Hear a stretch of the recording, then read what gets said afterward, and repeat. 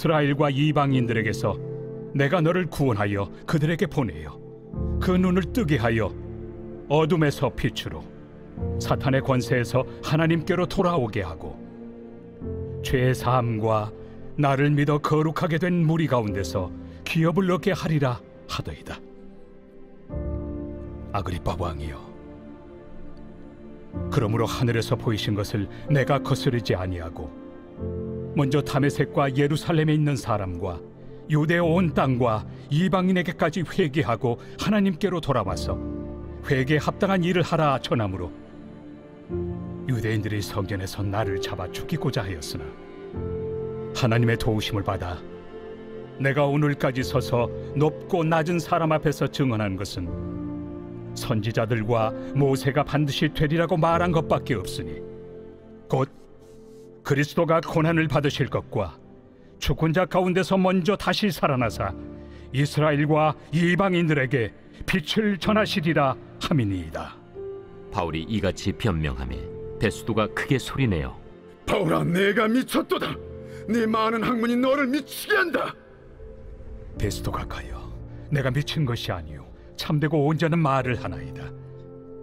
왕께서는 이 일을 아시기로 내가 왕께 담대히 말하노니 이 일에 하나라도 아시지 못함이 없는 줄 믿나이다. 이 일은 한쪽 구석에서 행한 것이 아니니이다. 아그리빠 왕이여, 선지자를 믿으시나이까? 믿으시는 줄 아나이다. 내가 적은 말로 나를 권하여 그리스도인이 되게 하려 하는도다. 예, 어제에 이어서 계속해서 부활신앙을 주제로 말씀 이어가겠습니다. 오늘 우리가 읽은 고린도전서 15장은 부활장이라고 합니다. 예수 그리스도의 부활에 대해서, 그 부활을 믿는 부활신앙에 대해서 가장 자세하게 설명하고 또 우리에게 제시하고 있는 본문이 바로 고린도전서 15장입니다. 그래서 오늘 우리가 17절부터 읽었는데 오늘 본문 이하에 나와 있는 말씀들을 통해서 부활신앙에 대해서 또 전반적으로 살펴보겠습니다. 자, 첫 번째 우리가 알아봐야 될 것은 이것입니다. 만약에 우리가 부활신앙을 가지고 있지 않으면 어떻게 될까? 부활신앙이 없으면 어떻게 될까? 이게 17절과 18절입니다. 자, 이렇게 나와 있습니다. 그리스도께서 다시 살아나신 일이 없으면, 그러니까 우리가 부활신앙 가지고 있지 않으면 너희 믿음도 헛되고 너희가 여전히 죄 가운데 있을 것이요 또한 그리스도 안에서 잠자는 자도 망하였으리니. 예. 이 부활이 없으면, 부활신앙이 없으면 우리 믿음도 헛됩니다. 여러분, 부활을 믿지 않는 신앙은 참 믿음이 아닙니다. 그 믿음은 진정한 믿음일 수 없습니다. 믿음의 활용정점은 부활을 믿는 믿음인 것입니다. 살아나는 믿음, 살리는 믿음, 모든 죽음을 이기고 살아나는 것, 이게 하나님의 복음의 핵심이거든요. 다른 거 다 믿어도 부활 안 믿는다. 그것은 죽음 믿음인 것입니다. 죽음 믿음. 우리의 믿음은 사는 믿음, 살리는 믿음. 살리는 믿음의 핵심이 무엇입니까? 살아나는 부활 아닙니까? 죽은 믿음 아니라 살아나는 믿음, 살리는 믿음, 사는 믿음 되기 원합니다. 그러려면 부활을 믿는 믿음 중요한 것이죠. 근데 부활신앙 없으면 우리의 믿음 헛된 것입니다. 그래서 또 여전히 죄 가운데 있을 것이요. 그렇죠. 여전히 무덤 속에 있는 것입니다. 여전히 그 무덤 속 죄의 문제를 이기지 못하는 것입니다. 부활은 모든 무덤의 문제를 뚫고 이겨낸 것이잖아요. 열고 나온 것이지 않습니까? 주일에 말씀드렸던 것처럼. 그래서 부활을 믿는 믿음을 가진 사람은, 그 확신 가진 사람은 죄 문제 이깁니다. 무덤 속 문제들 다 이겨내는 것입니다. 그리고 결국은 부활신앙 없으면 망하는 것입니다. 부활은 망하는 것이 아니라 일어나는 것이죠.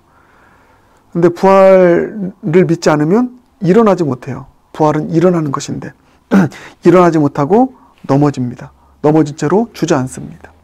그래서 부활신앙 없으면 이렇게 된다. 믿음도 헛것이고 죄 가운데 있을 것이고 망하게 된다. 그러니 여러분, 이 부활신앙 얼마나 중요합니까? 예수님 부활했으니 나도 부활했다. 이 믿음 가지고, 이 부활신앙 가지고 살아가는 모두가 되길 주님의 이름으로 축복합니다. 또 하나 살펴봐야 될 게 뭐냐면 부활신앙의 그 반대신앙이 뭔가, 이겁니다. 여러분, 부활신앙의 반대는 무엇입니까? 어떤 신앙입니까? 현세적인 신앙입니다. 그게 19절입니다. 만일 그리스도 안에서 우리가 바라는 것이 다만 이 세상의 삶뿐이면 이게 뭐예요? 이 세상의 삶만 바란다. 그게 뭡니까? 그게 바로 현세적인 신앙이죠. 이 세상에서 나의 육신적인 어떤 잘됨, 이 세상에서 내가 잘 되는 것, 여기에만 머문다는 것입니다.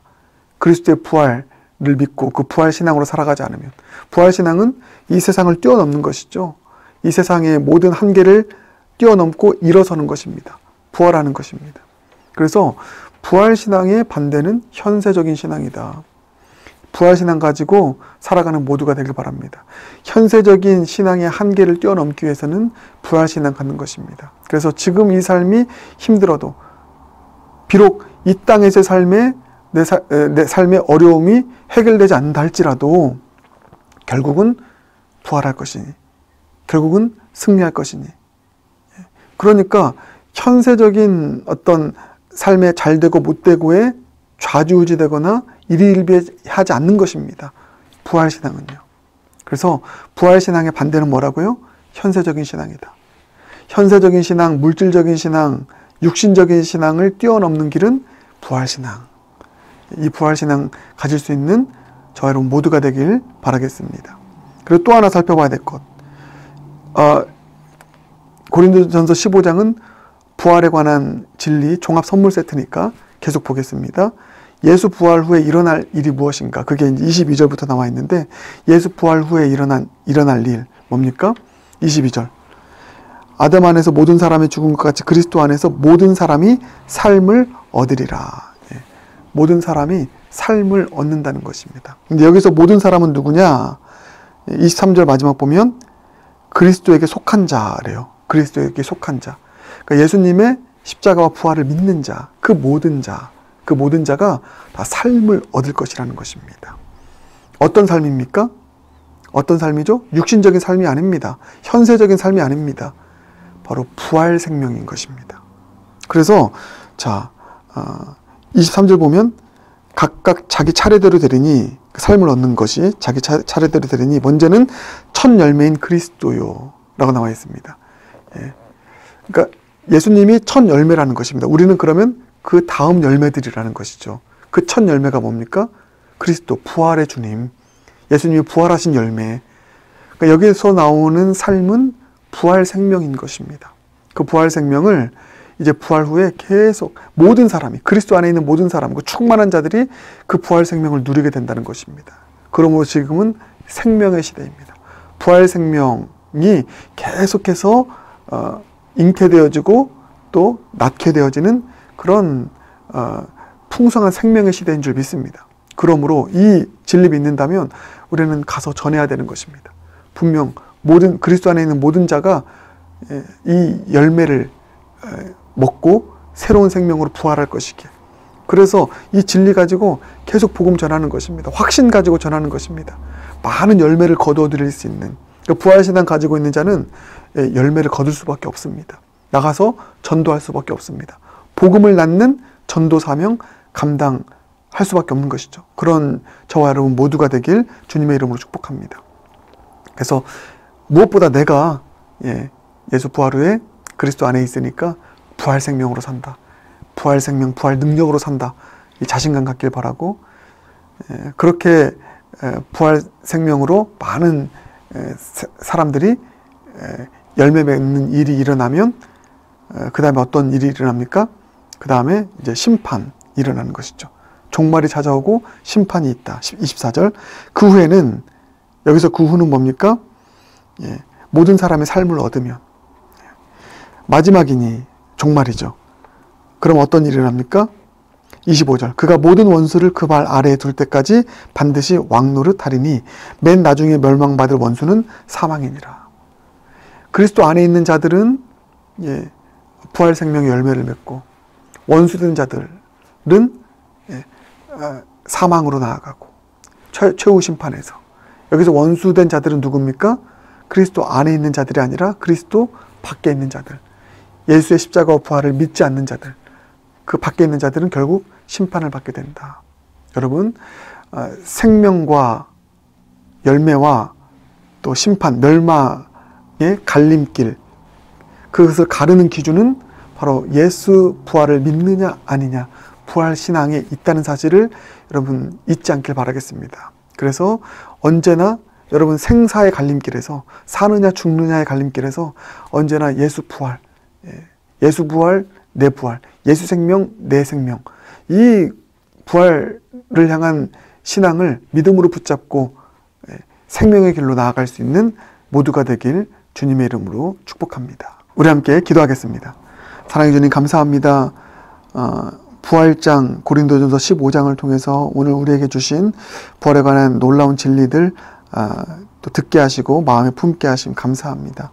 부활신앙이 없으면 우리의 믿음도 헛되고 여전히 죄 가운데 있고 결국 망하게 될 것이니 부활을 믿는 그 부활신앙 절대로 잃어버리지 않고 그 부활신앙 붙잡고 살아갈 수 있는 모두가 되게 하여 주시옵소서.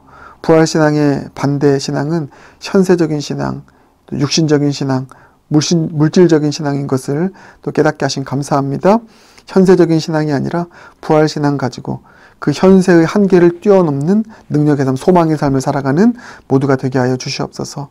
예수 부활 후에 내가 예수님의 그 부활의 열매, 그 후속적인 열매가 되었음을, 부활 생명 가진 자가 되었음을 또 감사드리며, 무엇보다 예수 그리스도 안에 있는 모든 자들은 이 부활 생명 그 열매에 참여하는 그런 자들이 될 것이라는 이 확신 가지고 부활 생명을 전하는 자 되게 하시고, 가서 전도하여 많은 영혼들을 주님께로 인도할 수 있는 그런 사명 가지고 살아가는 모두가 되게 하여 주시옵소서. 예수님 존귀하신 이름으로 기도드립니다. 아멘.